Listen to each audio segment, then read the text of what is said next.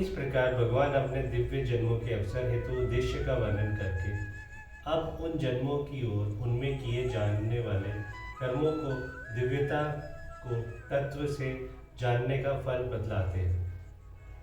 जन्म कर्म च दिव्यमेव यो वेति तत्वत् त्यक्त्वा देह पुनर्जन्म नेति मामेति।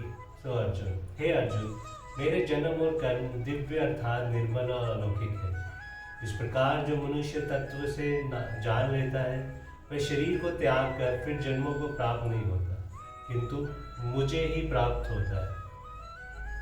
भगवान का जन्म दिव्य है, इस बात को तत्व से समझाना क्या है। सर्वशक्तिमान पूर्ण ब्रह्मा परमेश्वर वास्तव में जन्म और मृत्यु के स्वर्थातीत है। उनका जन्म जीवों की भांति नहीं है। वे अपने भक्तों पर अनुग्रह करके अपनी दिव्य लीलाओं के द्वारा उनके मन को अपनी ओर आकर्षित करने के लिए दर्शन, स्पर्श और भाषंदी के द्वारा उनको सुख पहुंचाने के लिए संसार में अपनी दिव्य कृति फैलाकर उसके श्रवण कीर्तन और सम्मान द्वारा लोगों के पापों का नाश करने के लिए तथा जगत में पापचारियों का विनाश करके धर्म की स्थापना करने के लिए जन्म धारण की केवल लीला मात्रा करते हैं। उनका वह जन्म निर्दोष और अलौकिक है। जगत का कल्याण करने के लिए भगवान इस प्रकार मनुष्य आदि के रूप में लोगों के सामने प्रकट होते हैं। उनका वह विग्रह प्राप्त उद्यानों से बना हुआ नहीं होता। वह दिव्य, चिन्मय, प्रकाशमान, शुद्ध और अलौकिक होता है। उनके जन्म के गुण और कर्म संस्कार हेतु नहीं होते। वह माया में वश होकर जन्म धारण नहीं करते, किंतु अपनी प्रकृति के अधिष्ठाता होकर योग्य शक्ति से मनुष्यादि के रूप में केवल लोगों पर दया करके ही प्रकट होते हैं। इस बात को भली भांति समझ लेना अर्थात इसमें किंचन मात्र भी असंभावना और विपरीत भगवान न रखकर पूर्ण विश्वास करना और साकार रूप में प्रकट भगवान को साधारण मनुष्य ना समझकर सर्व शक्तिमान, सर्वेश्वर, स्वर्ग तो यामी साक्षता, सच्चिदानंदन, पूर्ण ब्रह्म परमात्मा समझना भगवान के जन्मों को तत्व से दिव्य समझना है। इस अध्याय के 6ठे श्लोक में यही बात समझाई गई है। 7वें अध्याय में 24वें और 25वें श्लोक में और 9वें अध्याय के 11वें तथा 12वें श्लोक में इस तत्व ने समझकर भगवान को साधारण मनुष्य समझने वालों की निंदा की गई है। एवं 10वें अध्याय के 3रे श्लोक में इस तत्व को समझाने की प्रशंसा की गई है। जो पुरुष इस प्रकार भगवान के जन्म की दिव्यातों को तत्व से समझ लेता है, उसके लिए भगवान को एक क्षण का वियोग भी असह्य हो जाता है। भगवान में परम श्रद्धा और अनंत प्रेम होने के कारण उसके द्वारा भगवान का अन्य चिंतन होता रहता है। भगवान के कर्म दिव्य है, इस बात को तत्व से समझना क्या है। भगवान सृष्टि रचना है और अवतार लीलादि जितने भी कर्म करते हैं उनमें उनका किंचित मात्र भी स्वार्थ का संबंध नहीं है।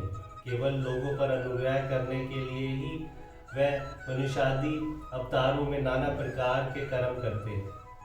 भगवान अपनी प्रकृति द्वारा समस्त कर्म करते हुए भी उन कर्मों के प्रति कर्तव्य भाव न रहने के कारण वास्तव में ना तो कुछ भी करते हैं और ना उनके बंधन में पड़ते हैं।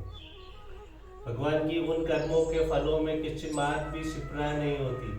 भगवान के द्वारा जो कुछ भी चेष्टा होती है लोक हितार्थ ही होती है।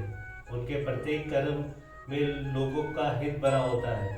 वह अनंत कोटि ब्रह्मांडों के स्वामी होते हुए भी सर्व साधारण के साथ अभिमान रहित दया और प्रेम पूर्ण समझता का व्यवहार करते हैं। जो कोई मनुष्य जिस प्रकार उनको बचता है वह स्वयं उसी प्रकार में बचते हैं। अपने अन्य भक्तों का योग क्षेम भगवान स्वयं चलाते हैं। उनको दिव्य ज्ञान प्रदान करते हैं और भक्ति रूपी नोक पर बैठे हुए भक्तों को संसार समुद्र से शीघ्र ही उद्धार करने के लिए स्वयं उनके कर्णधार बन जाते हैं। इस प्रकार भगवान के समस्त कर्म आस्तिक, अहंकार और काम नदी दोषों से स्वस्थता रहित, निर्मल और शुद्ध तथा केवल लोगों का कल्याण करने एवं नीति, धर्म, शुद्ध प्रेम और भक्ति आदि का जगत में प्रचार करने के लिए ही होता है। इन सब कर्मों को करते हुए भी भगवान का वास्तव में उन कर्मों से कुछ भी संबंध नहीं है, वह उनसे स्वर्था अतीत और अगति है। इस बात को भली भांति समझ लेना, इसी किंचन मार्ग भी असंभव न या विपरीत भावना न रहकर पूर्ण विश्वास हो जाना ही भगवान के कर्मों का तत्व से दिव्य समझना है। इस प्रकार जान लेने पर उस जानने वाले के कर्म भी शुद्ध और अलौकिक हो जाते हैं, अर्थात फिर वह भी सबके साथ दया, समता, धर्म, नीति, विनय और निष्काम प्रेम भाव का बर्ताव करता है। भगवान के जन्म और कर्म दोनों को दिव्यताओं को समझ लेने से भगवान की प्राप्ति होती है, या इनमें से किसी एक की दिव्यता की ज्ञान से भी हो जाती है।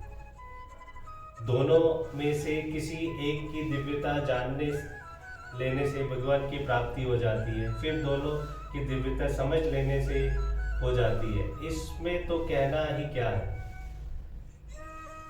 प्रश्न, इस प्रकार जानने वाले पूर्ण जन्मों को नहीं प्राप्त होता, मुझे ही प्राप्त होता है, इस कथन का क्या भाव है?